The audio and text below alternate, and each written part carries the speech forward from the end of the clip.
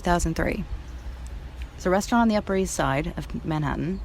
Used to receive quite a lot of celebrity and public figure guests.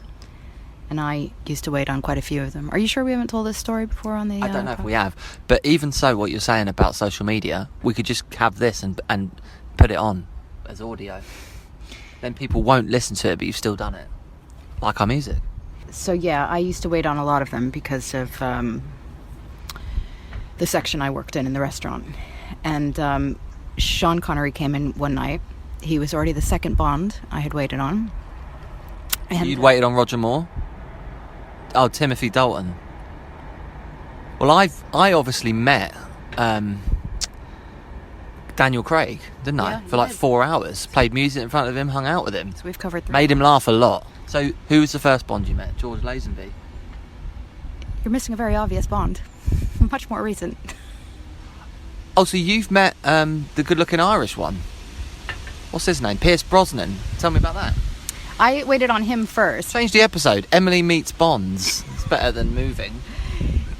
They were both amazing to wait on, but he was amazing to wait on because he was hosting this dinner party of about 10 people, Brosnan was. And yeah, he was in like a white linen outfit, like loose linen pants and loose white linen shirt, like he'd just come off the beach of like a scene in a Bond film. He was laughing and smiling, everyone was loving him, and the wine was flowing. But, yeah, Connery came in with his wife. Well, what else happened with Brosnan there? Nothing. Did he tip? Lovely and sexy and enjoyable to wait on. It was just, yeah. Were you flirting with him? And everything. Yeah, I mean... He's from Kerry, isn't he? Like I said, he's probably my cousin. A big dinner party, so it wasn't like, there wasn't a lot of, like, one-on-one chat. Okay, we'll be back for part 2 with Emily Sean Connery's story.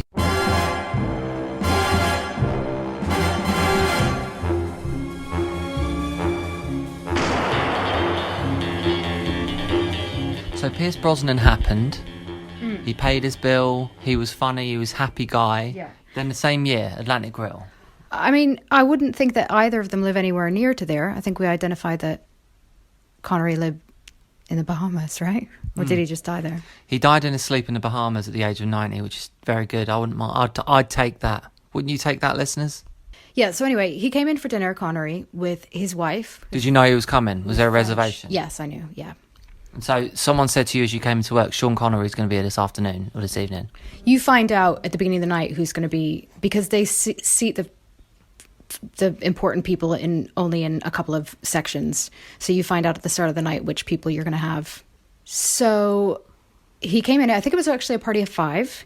They sat at this corner table with his lovely French wife next to him, and then a couple of friends. I remember it was an odd group of people. They had several courses. Small courses? No. So he was hungry? I recommended meals. They did starters. Do you remember what they ate? No. Would it have been seafood? Yeah, it's a heavy seafood restaurant. So yeah, very likely.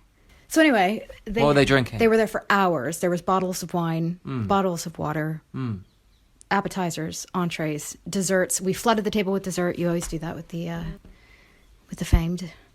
And so we buy them all desserts, every dessert that the restaurant makes. Well, they've spent about thousands anyway. So and you're thinking they're bringing money in, and they're seated in a place where the entire restaurant can see them as well. So that looks quite good. Is that on purpose? Yes. Or? Okay. Absolutely. You seat the pretty people in the window, and you sit the famous people in the corner so everyone can see them. But the famous people might not want that. They don't think about it that way. It's sort of like... Was he wearing a hat? Or No. So he was open. It was obviously... It was very much Sean Connery. And so this is like just after entrapment and all that. So he had grey hair. Was he bald? Well, yeah, I remember facial hair. He is an old man now, but he's still very attractive. Well, he was 70 then. He was probably 73. Good-looking guy. And You like Scottish men, right? Yeah.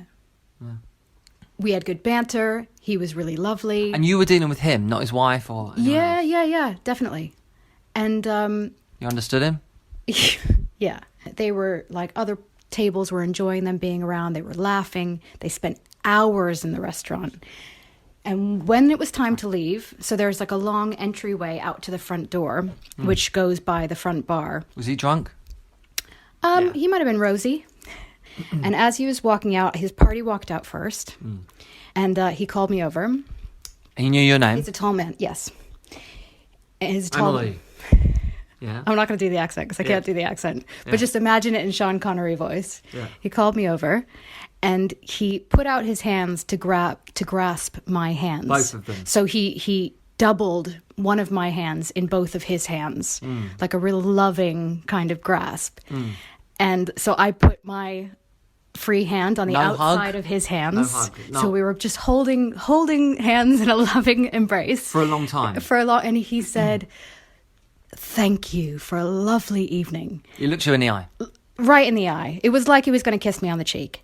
And you'd have let him. Of course. I would have let him kiss me on the mouth. You'd kiss you on the boob. So then, as he's doing it, and I'm just beaming and I'm smiling, he looks at me with that like $1 million, like just this grin across his face, and I can feel paper inside my hands. Yeah. And it's the tipping culture in New York City, remember, everyone? And I'm thinking at that moment, holy shit. Not only is Sean It can only be Connery- $100 bill, the max. There's no $1,000 bill, is there? No, but there could be multiple $100 bills. Okay, yeah. But at that moment, I'm overcome with the fact that Sean Connery has not just had a wonderful evening, He's greased you or whatever they call it. but he's telling me I made his evening wonderful. Yeah. And he's smiling at me. Yeah. And that's You know, worth $1 million. Yes.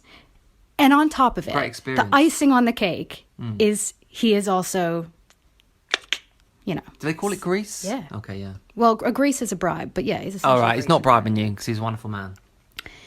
And I'm thinking, okay, well, this can't get any better than this. And and so, you know, you do what you do when someone does that, where you kind of slowly slide your hands away from theirs, because it would be uncouth to actually check and see what they've handed you and stuff like that. That's the strategy, yeah? Okay.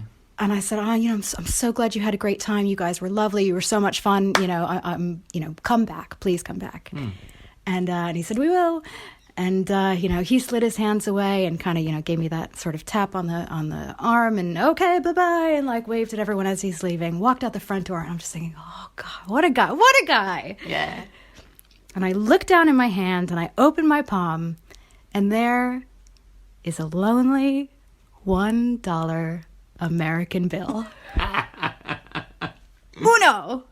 But so how much should you Hundreds. know, we're not judging him. Hundreds. It's just funny. No, but let me say this. This is not me. No. I was so He just passed away. Emily's been telling this story since I've known her. I love this man. It actually makes a better story that he only gave me It is a $1. better story because money comes and goes. It's actually better. And for all I know, he thought he was handing me a $100 bill, and like he fucked it up. I don't know. But as you've told me this time, the experience of him looking at you and loving you and complimenting you is worth it. It was worth it. That money doesn't matter. That's the kind of learning for me. No. Even if he didn't give you the dollar bill, it's like he liked you. I mean, it's the same with Daniel Craig with me. He liked me, but then I went and sat down next to him and he thought, that's a bit much. Because I wanted to be his mate then. He was laughing at my jokes, and, you know, I worked at Guinness, so he was asking me a lot about Guinness. So he thought I was all right, but at the end I was like, why don't I try and be mates with Daniel Craig? So, you know, but he loved you, and it didn't matter, the $1 bill. It didn't it's matter. Funny. It didn't matter. I would never have a go at him. It would never be complaining or trying to embarrass him or anything. Right. I don't care whether he knew what he was doing. He very clearly thought what he was doing was above and beyond. I know, the we top. Me Tooing ourselves. No, of course not. No, because you know I doubt everything. I loved waiting on him. I Yeah. loved the experience. It was all worth it. I would take that $1 again. I should have framed it. Got it signed.